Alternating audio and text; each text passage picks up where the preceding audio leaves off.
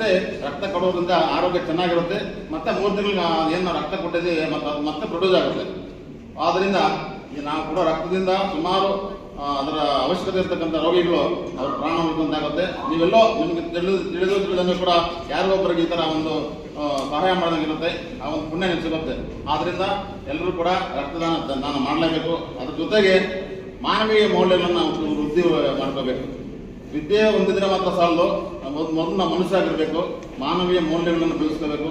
ಈಗಿನ ಕಾಲದಲ್ಲಿ ಯಾರೋ ಏನೋ ಕುಟುಂಬಗಳು ಚಿಕ್ಕದಾಗಿರ್ತವೆ. ಈಗ ಗಂಡ ಹೆಂಡತಿ ಮಗಳು ಮಗ ಇಷ್ಟು ಮಾತ್ರ, ಯಾರ ಮನೆಗಳಲ್ಲಿ ಅಜ್ಜ ಅಜ್ಜಂದಿರು ಆ ಥರ ಇರೋ ಸಾಧ್ಯ. ಆದರೆ ಮೊದಲಿಗೆ ನಾವು ಚಿಕ್ಕವರಾಗಿದ್ದಾಗ ದೊಡ್ಡದಾಗಿರ್ತಾಗೆ ಕುಟುಂಬ, ಆವಾಗ ಮಾನವೀಯ ಮೌಲ್ಯಗಳ ಬಗ್ಗೆ, ಜೀವನದ ಮೌಲ್ಯದ ಬಗ್ಗೆ ಹಿರಿಯರು ಹೇಳ್ತಾ ಇದ್ರು, ಯಾವ ಥರ ಇರಬೇಕು, ಯಾವ ಥರ ನಡ್ಕೋಬೇಕು ಸಮಾಜದಲ್ಲಿ ಅಂತ.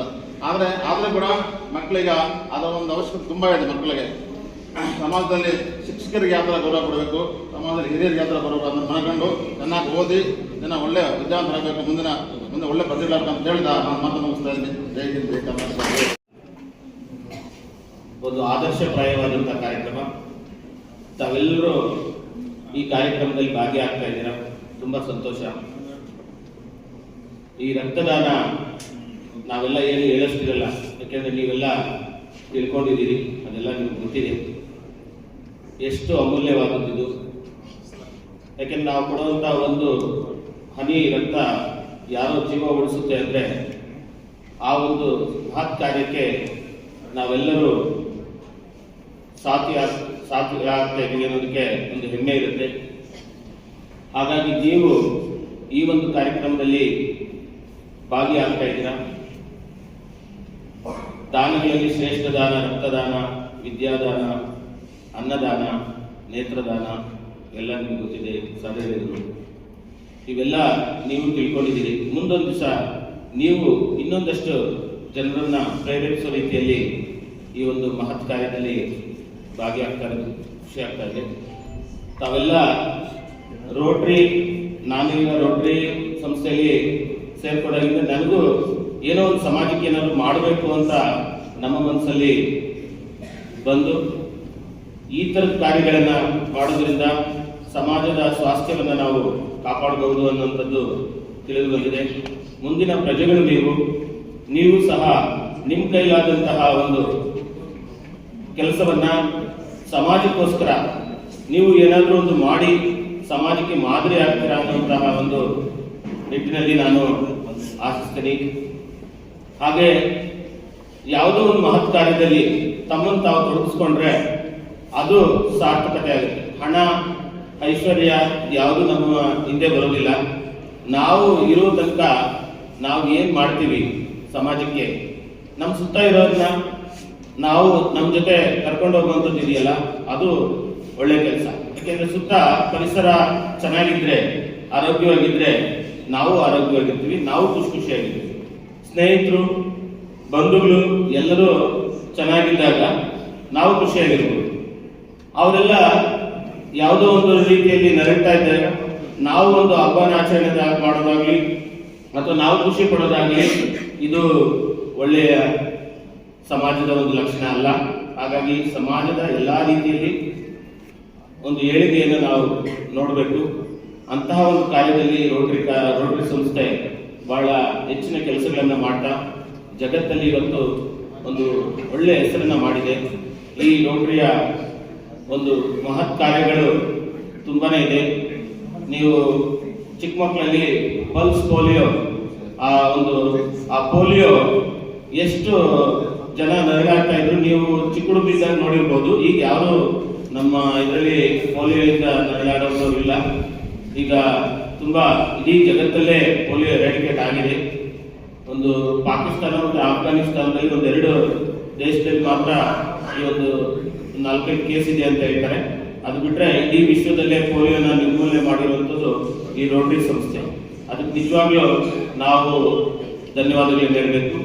ಹೀಗೆ ಅನೇಕ ದೇಶಗಳಲ್ಲಿ ಇರುವಂತಹ ಬಡತನ ಮತ್ತೆ ಶಿಕ್ಷಣ, ಆರೋಗ್ಯ ಇದಕ್ಕೆ ಹೆಚ್ಚಿನ ಒಂದು ಮಹತ್ವವನ್ನು ಕೊಡ್ತಾ ರೋಟರಿ ಸಂಸ್ಥೆ ತುಂಬಾ ಕೆಲಸಗಳನ್ನು ಮಾಡ್ತಾ ಇದೆ.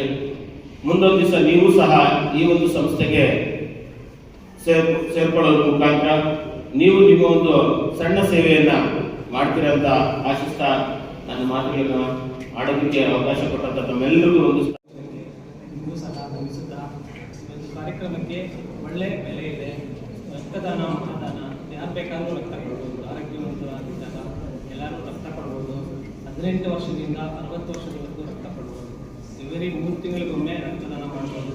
ಹೆಣ್ಣು ಮಕ್ಕಳಾದರೆ ಇವರಿ 4 months ಒನ್ಸ್ ನೀವು ಬ್ಲಡ್ ಕೊಡ್ಬೋದು. ಆರೋಗ್ಯವಾಗಿದ್ದಾಗ ರಕ್ತ ಕೊಡಿ. ಇದು ನಮ್ಮ ನಿಮ್ಮೆಲ್ಲರ ಜವಾಬ್ದಾರಿ. ರಕ್ತದ ಕೊರತೆ ತುಂಬ ಇದೆ ಈಗ. ರಕ್ತನ ಕೃತಕವಾಗಿ ತಯಾರು ಮಾಡೋಕ್ಕಾಗೋದಿಲ್ಲ. ಹಾಗಾಗಿ ಯಾರಾದರೂ ಒಬ್ಬ ಮನುಷ್ಯನೇ ಅದನ್ನು ರಕ್ತ ಕೊಟ್ಟು ಅದನ್ನು ಸರಿಪಡಿಸಬೇಕಾಗುತ್ತೆ. ಸೊ ನಮಗೆ ನಮ್ಮ ಜಿಲ್ಲೆಯಲ್ಲಿ ಸುಮಾರು 1,000 ರಕ್ತ ಬೇಕಾಗುತ್ತೆ ಮಕ್ಕಳಿಗೆ. ಅಷ್ಟೊಂದು ಇದನ್ನು ಒದಗಿಸೋಕ್ಕಾಗ್ತಿಲ್ಲ. ಸೊ ನೀವೆಲ್ಲ ಮನಸ್ಸು ಮಾಡಿದ್ರೆ ನೀವೆಲ್ಲ ರಕ್ತದಾನ ಮಾಡಿದ್ರೆ ನೀವೊಂದು ಹೀರೋ ಆಗ್ತೀರಿ. ಅದಕ್ಕೆ ಎಲ್ಲರೂ ರಕ್ತದಾನ ಮಾಡಿ, ಜೀವದಾನ ಮಾಡಿ, ಒಂದು ಒಳ್ಳೆ ಮಹತ್ವ ಕಾರ್ಯವನ್ನು ಇದು ಮಾಡಿ. ಇದೆಲ್ಲ ನಮ್ಮ ಜವಾಬ್ದಾರಿ ಆಗಿದೆ. ಸೊ ಆರೋಗ್ಯವಾಗಿದ್ದಾಗ ರಕ್ತದಾನ ಮಾಡಿ ಅಂತ ಹೇಳ್ತಾ ನಮಗೆ ಒಂದು ಅವಕಾಶ ಮಾಡಿಕೊಡುವಂಥ ಒಳ್ಳೆಯ ಕಾರ್ಯಕ್ರಮ ಅಂದರೆ ತುಂಬ ಖುಷಿಯಾಗುತ್ತೆ. ಕಾರಣ ಇಷ್ಟೇ, ಮಾನವ ಧರ್ಮ ಸಾರ್ಥಕವಾಗಬೇಕಂದ್ರೆ ಅನೇಕ ಕಾರ್ಯಕ್ರಮಗಳನ್ನು ಮಾಡಬೇಕಾಗುತ್ತೆ. ಅದರಲ್ಲೂ ಮುಖ್ಯವಾಗಿ ನಾಗರಾಜರು ಅಶೋಕ್ ಇದನ್ನು ಉಳಿಸ್ತಾ ಬೆಳೆಸ್ತಾ ಬಂದಿದ್ದಾರೆ. ಇನ್ನೂ 10 ವರ್ಷ ಬೆಳೆಯುವುದನ್ನು ಆಶಿಸ್ತಾ ಈ ದಿನದ ಮಹತ್ವದ ಬಗ್ಗೆ ಹೇಳಬೇಕು ಅಂದರೆ ರಕ್ತದಾನಿಗಳ ದಿನಾಚರಣೆ ಅಂತ ಬಂದಿದೆ. ರಕ್ತದಾನ ದಿನಾಚರಣೆ ಅಂತ ವರ್ಷದಲ್ಲಿ 2 ಬಾರಿ ಆಚರಣೆ ಮಾಡ್ತಾರೆ. ಇದರಲ್ಲಿ ಮುಖ್ಯವಾಗಿ ಇದೆಲ್ಲ ಹೆಣ್ಣುಗಳು ಜಿಲ್ಲಾ ಮಟ್ಟದಲ್ಲಿ ಜಿಲ್ಲಾಧಿಕಾರಿಗಳಾಗಿರ್ತಾರೆ, ತಾಲೂಕು ಮಟ್ಟದಲ್ಲಿ ತಹಸೀಲ್ದಾರ್ ರಾಜ್ಯ ಮಟ್ಟದಲ್ಲಿ ರಾಜ್ಯಪಾಲರಾಗಿರ್ತಾರೆ ಹಾಗೂ ರಾಷ್ಟ್ರ ಮಟ್ಟದಲ್ಲಿ ಗವರ್ನರ್ ಮಾಡಿರ್ತಾರೆ. ಮುಖ್ಯವಾಗಿ ಇದನ್ನ ಉಪಯೋಗ ಏನಪ್ಪ ಅಂದರೆ, ಈಗ ನಾವು ಬ್ಲಡ್ ಚೆಕ್ ಮಾಡಿಸ್ಬೇಕು ಅಂದರೆ 2,000 3,000 ಚಾರ್ಜ್ ಮಾಡ್ತಾರೆ. ಇಲ್ಲಿರೋ 10 ಜನ ಕೊಡ್ತಿರೋ ರಕ್ತದಾನ ಎಲ್ಲರಿಗೂ ಉಚಿತವಾಗಿ ಮಾಡಿಕೊಡೋದಕ್ಕೆ ಒಂದು ಅವಕಾಶ ನೀಡಿದ್ದಾರೆ.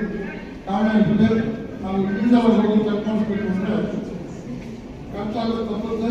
ಒಂದು, ಎರಡನೇದು ನಾವು ಏನಾದರೂ ದಾನ ಮಾಡಬೇಕಾದ್ರೆ ಬರೀ ಮಾತಾಡಾಗಿ ನೋಟಿನ ಮುಖಾಂತರವಾಗಿ ಅಲ್ಲ, ಶಾರೀರಿಕವಾಗಿ ಮಾನಸಿಕವಾಗಿ ನಾವು ದಾನ ಮಾಡೋದಕ್ಕೆ ರಕ್ತದಾನ ನೇತ್ರದಾನ ಆಗ್ಬೋದು. ಈ ರೀತಿ ಇದೆ. ಮತ್ತು ಇನ್ನೊಂದು ವಿಚಾರ ಏನಂದರೆ, ವಿದ್ಯಾರ್ಥಿಗಳಲ್ಲಿ ಮನವಿ ಮಾಡೋದಕ್ಕೆ 16ರಿಂದ 18ನೇ ವರ್ಷದಿಂದ 40 ವರ್ಷದವರೆಗೂ ರಕ್ತದಾನ ಮಾಡಬಹುದು. ಈ ಅವಕಾಶ ಪ್ರತಿಯೊಬ್ಬರಿಗೂ ಸಿಗೋದಿಲ್ಲ. ಯಾಕಂದರೆ 40, 36, 50 ಮೇಲೆ ಶುಗರ್ ಪೇಷಂಟ್ಸ್ ಈ ಥರ ಎಲ್ಲ ಬಂದ್ಬಿಟ್ಟು ಕಾಯಿಲೆಗಳು ಯಾರು ಮಾಡೋಕ್ಕಾಗಲ್ಲ. ದಯವಿಟ್ಟು ನೀವೊಂದು ಒಳ್ಳೆ ಅಭ್ಯಾಸವನ್ನು ಮಾಡಿಕೊಳ್ಳಿ. ಕ್ಯಾಂಪ್ಸ್ ಕಲೆಕ್ಷನ್ ಆಗ್ಬೋದು, ಬ್ಲಡ್ ಕಲೆಕ್ಷನ್ ಆಗ್ಬೋದು, ರಕ್ತದಾನ ಮಾಡೋದು ಯಾವ್ದಾದ್ರು 1-2 ನೀವು ಸೆಲೆಕ್ಟ್ ಮಾಡಿಕೊಂಡು ನಿಮ್ಮ ಜೀವನದಲ್ಲಿ ಅಳವಡಿಸಿಕೊಂಡ್ರೆ ಅದು ದೇಶಕ್ಕೆ ಉಪಯೋಗ ಆಗುತ್ತೆ, ನಮಗೂ ಉಪಯೋಗ ಆಗುತ್ತೆ ಅಂತ ಹೇಳ್ತಾ ಈ ಕಾರ್ಯಕ್ರಮದಲ್ಲಿ ಮತ್ತು ಇನ್ನೂ ಅನೇಕ ವಿಚಾರಗಳಿದೆ.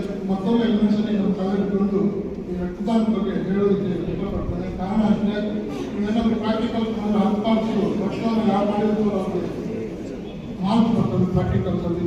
ಎರಡನೇದು, ಯಾರಾದರೂ ಗೌರ್ಮೆಂಟ್ ಎಂಪ್ಲಾಯಿ ರಕ್ತದಾನ ಮಾಡಿದ್ರೆ 1 ದಿನದ ರಜೆ ಸಿಗುತ್ತೆ. ಮತ್ತು ಇನ್ನೂ ಒಂದು ನಮ್ಮ ರೋಟರಿಯಿಂದ ಪ್ಲಾನ್ ಇದೆ, ಯಾರು ರಕ್ತದಾನ ಮಾಡ್ತಾರೋ ಅವರಿಗೆ 1 ವರ್ಷದಲ್ಲಿ ಇನ್ಶೂರೆನ್ಸ್ ಸ್ಕೀಮನ್ನು ತಗೊಳ್ಳೋದಕ್ಕೆ ನಾವು ಪ್ರಭಾಕರ್ ಸರ್ ಮತ್ತು ನಮ್ಮ ಟೀಮನ್ನು ನಾನು ಸಪೋರ್ಟ್ ಮಾಡ್ತೇನೆ. ಮುಂದಿನ ದಿನಗಳಲ್ಲಿ ಆ ಕಾರ್ಯಕ್ರಮವನ್ನು ಯಶಸ್ವಿಯಾಗೋದಕ್ಕೆ ನಾವೆಲ್ಲ ಸಂಕಲ್ಪ ಮಾಡ್ತೀವಿ ಅಂತ ಹೇಳ್ತಾ